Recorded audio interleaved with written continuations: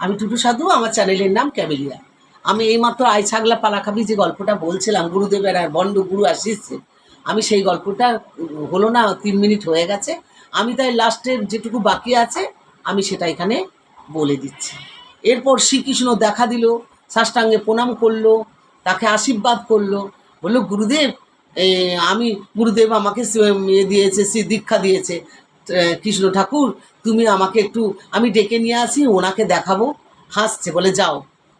যখন এখানে গুরুদেবের কাছে এসছে তখন ওখান থেকে এসে পরে বলছে গুরুদেব গুরুদেব, আপনি সাষ্টাঙ্গে প্রণাম করছে, করে বলছে গুরুদেব আপনি যে দীক্ষা দিয়েছেন আমি খুব খুশি, আপনার দীক্ষা পেয়ে আমি যে সাধনায় সিদ্ধি লাভ করেছি, হ্যাঁ আমার আজকে কৃষ্ণ ঠাকুর দেখা দিয়েছে।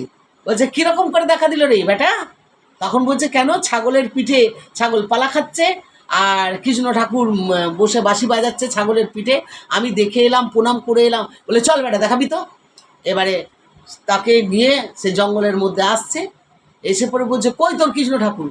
ও কৃষ্ণ ঠাকুর, ও কৃষ্ণ ঠাকুর তুমি এসো আমার গুরুদেবকে দেখা দাও। তখন দৈববাণীতে হচ্ছে, তখন ছন্ন হয়ে গেছে, তখন দৈববাণীতে হচ্ছে ওই গুরু হচ্ছে ভণ্ড গুরু। ওই গুরু এইটুকু ছোট বাচ্চার ওপরে গুরুদেব সে যে বসে আছো, তুমি ওইটুকু বাচ্চার ওপরে এরকম নির্মম কাজ করেছো, তোমার এই পাপে আমি কোনোদিনই তোমাকে দেখা দেবো না, হ্যাঁ বলে চলে গেল।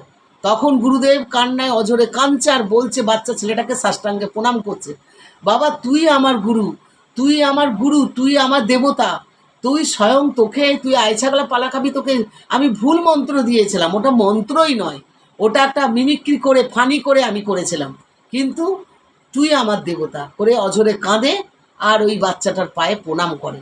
এই হচ্ছে ভণ্ডগুরু।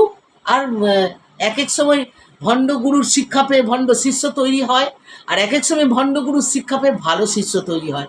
সেইটা যেটা হয় সেটা হচ্ছে ভালো জেনারেশন, ভালো ফ্যামিলি, সেখান থেকে তারা ওই রকম নোংরামি করতে পারে না।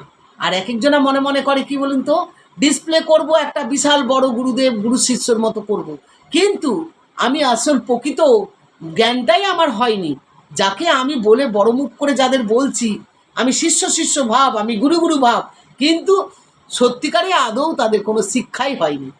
তাদের নজরটা চাতকের মতো আকাশের দিকে নয়, ভাগাড়ের শকুনের দিকে। শকুন যেরকম ভাগাড়ের দিকে তাকিয়ে বসে থাকে, তাদের দৃষ্টিটা হচ্ছে শকুনের দিকে, তারা শকুনবধ, তারা চাতকের মতো নয়।